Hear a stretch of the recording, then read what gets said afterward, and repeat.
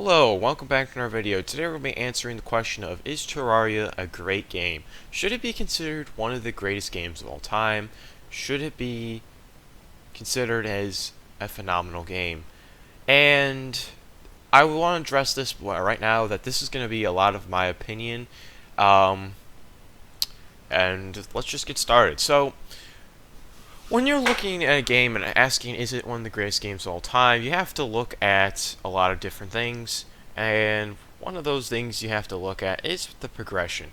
In a game like this, progression is very important, because if the progression is lacking in the sense of, like, do you feel like you're, actually making progress to becoming the strongest person in the game? Do you actually feel that? Then if you never have a sense of that, or it just feels like the weapons are just, too OP, the gear's too OP, or the gear's too underpowered, it can throw off the entire game. And the good news is, in a game like this, it is actually done well, because not only is everything balanced according to the stage of the game you're at, and for the most part, almost all weapons are balanced, except for a few outliers, but you also have so many different ways to approach the next boss you take on. And that makes it so that you end up having a really replayable game, and also a lot of choice in how you take things on, which is very good, because linear games where it's just, hey, you have one choice and that's it, they're very annoying, because it feels like they're forcing ideas upon you. And having choice really just helps make the game better. And speaking of the bosses, by the way, well, let's talk about the bosses. The bosses are, for the most part, pretty well done. According to the stage they're at, they usually are pretty well done. The only boss that I feel like... The only thing I really want to say is that sometimes the bosses in the game feel a little bit out of place. What do I mean by that? Empress of Light is a great example, because the other bosses surrounding her are kind of not as chaotic as her. So it feels like they just kind of threw it in. You can tell they threw it in after many updates of work. And it's kind of apparent in some other bosses. A great example of this would be Queen Slime. Also kind of has this feel of, like, it just feels different. It feels like it's a modded boss, because it's designed to be more difficult, and everything else compared to it just doesn't feel, it feels a lot more simplistic. Why do I say this is a problem? Because it stands out. Empress of Light and Queen Slime are some of the hardest bosses in the game, in my opinion, and they also are the most projectile heavy bosses. Well, I don't know about the most, but they're up there on projectile heavy, and it just, when you compare it to other bosses, it just doesn't even, like, it doesn't make sense. It just feels like they added them later on, and it shows. And also some of the bosses, like Gollum, are a little bit too easy. In fact, I would make the argument that Gollum, spoilers, going into the temple is a harder chore than actually fighting him. That is kind of sad. I'm gonna say it. It's not exactly the best thing to have happen. But for the most part, most of the bosses are designed in fair attacks. I mean, there's no real boss I feel like is unfair. It's mostly you have to learn it and understand how to fight it, get the right gear, and you should be fine. There's never a time where I was like, okay, this is just unfair. It might feel unfair, but then once you realize, oh, I'm making this mistake, you realize, okay, the bosses are fair. They're usually pretty difficult, and they relatively are the difficulty should be for the point you're at the game. And we have to talk about something that's quite important, which is the graphics and the music. Now, this is something you really can't go without talking, because you might say, oh, those are just overrated, but you have to realize if the game looked different than it did right now, it would be weird. The game looks, I think, perfect. I'm gonna say it. For what it's trying to go for, it is a perfect look. There's really never a 3D object in view, which I like a lot, because it doesn't break the immersion of the world. I feel like if they made things 3D, they threw in like one 3D thing, it would just ruin the entire immersion. And honestly, I know there's people out there who complain, oh, 2D games suck. Buddy, not everything has to be 3D with the highest resolution graphics, and this is an example of why it works. Everything is just it just looks right, and all the bosses, all the characters, NPCs, they fit like the right art style. And the music also is probably one of the best soundtracks I've heard. Now, a lot of games have good soundtracks, so I mean, I shouldn't say one of the best soundtracks, but it's up there. In fact, it was so good that before I even played the game, I was listening to this music because it's just like iconic. There's not really many songs in there that I think are just trash. Besides some of the boss themes, they're kind of mediocre. In fact, I'm looking at the boss 2, boss 3. Yeah, not looking too great. Even boss 1 theme is kind of trash. Like I just feel like they're just kind of boring, and that's just my opinion, of course.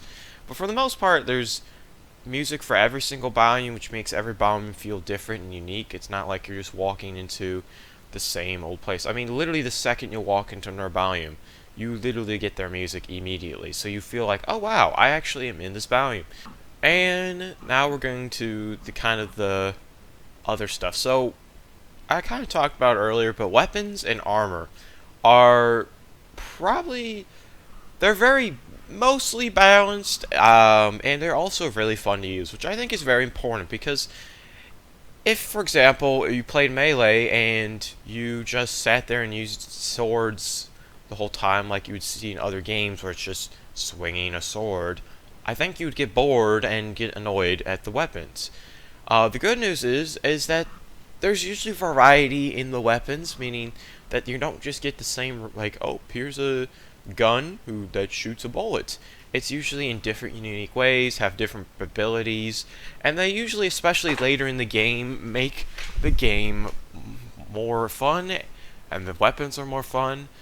And also with later in the game, they tend to get really powerful, which makes you feel like, wow, I'm actually, like, good at the game. It makes you feel like you're high on just amazingness. I don't know if that was a word, right? And we have to talk about the classes. We have to talk about replayability. Now, a lot of people will make the argument that replayability is not the most important thing. I think this is where this game kind of has some issues. Some people have issues with it. I personally kind of do too. Now, replayability-wise, there is plenty of content. I'm not gonna lie. There's 4 different classes to play. There's many different secret seeds, new difficulties you can do, challenges. There's so much to do. The problem is I think pre-hard mode. That's just my opinion. I'm saying it. I made a video on this. It's my opinion. You can hate me if you want. I think pre-hard mode, for at least for me, with someone over 1,000 hours, it makes it so it's hard to replay the game, because without mods, the base game pre-hard mode is just so hard to play, because you know what's coming up after it. You know you're gonna get all the fun. It's one of the issues is the fact that the game gets better after halfway through the game, and before that it feels like it's catered to, like, oh, you're new to the game, which is fine. But once you replay the game multiple times, it just feels like, oh wow, I'm playing the easiest part of the game, and it's really boring and dull. And it's just how it is.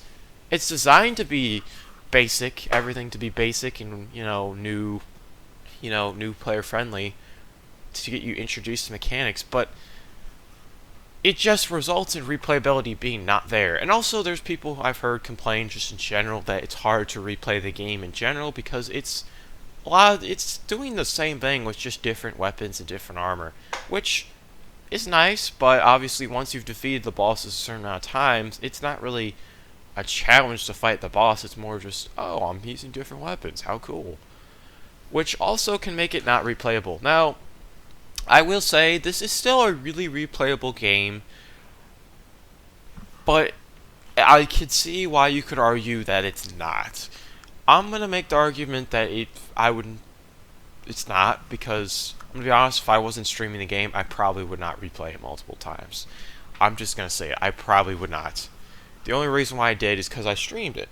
And if we're looking at that too, we have to look at TmodLoader. Now this might surprise some people. This is not part of Terraria. Well, it is, because TmodLoader is given to you, on Steam at least, with the game. And that means you basically get mods, access to mods, with such little issues. I mean, the only issue you might have is, oh, I don't have enough storage. That's the only issue you could have. There is no reason why you couldn't get mods, at least on a computer. I don't know how it is on other devices, but it is very convenient to have a version of the game that literally just allows you to access mods. It's never been easier. I mean, literally any other game, mods are so annoying to access. You have to go through sketchy websites. So I have to sit here and say that to me is a huge plus, because it means that playing mods is very easy, which means I'm willing to actually do it.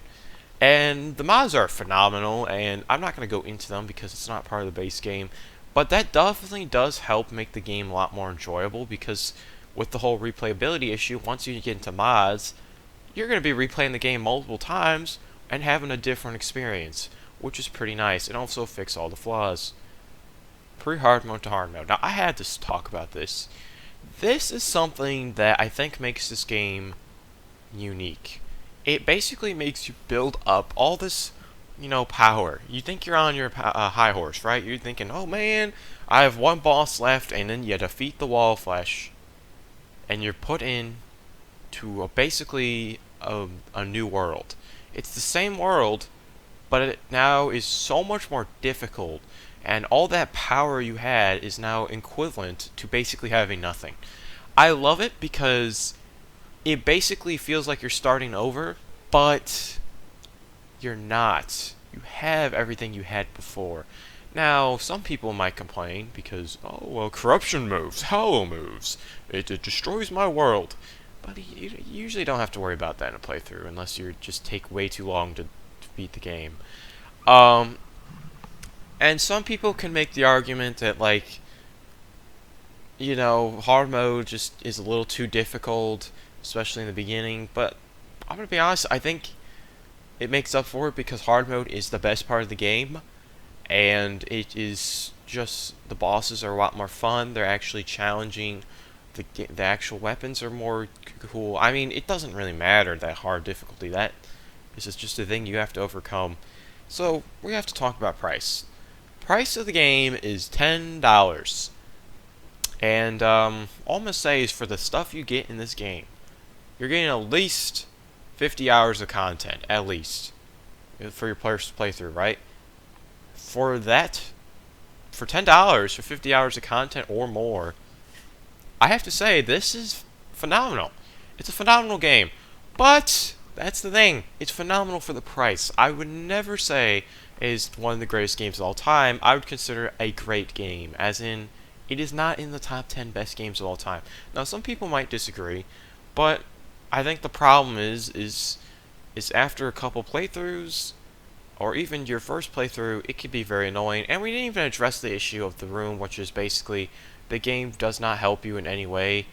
So you usually have to be on the wiki, which I forgot to mention. That's an issue because on your first playthrough, you're going to get stuck a lot on what to do, and you're going to be like, I don't know what to do. Especially in pre-hard mode, like on my first playthrough, I literally had no clue what to do, so I just gave up. Cause I didn't know that there was bosses, I didn't know any of it. And that also needs to be addressed, because that's an issue. I mean, if you replay the game and you play a different class, you're probably not going to know how to get the stuff or what's good for that class. And even like secret seeds and stuff, you don't even know about those unless you go up and search them up. Like, to me, that's ridiculous. That these types of things are hidden behind the internet. It just feels kind of stupid. But it is what it is. I thought I'd mention that because it can be a problem for some people. I think it's a problem for me because I like to play games blindly, and having to go on the internet to find all the answers ruins the blind experience. But anyways, hope you enjoyed. If you disagree, let me know. If you agree with my opinion, let me know. And without further ado, peace.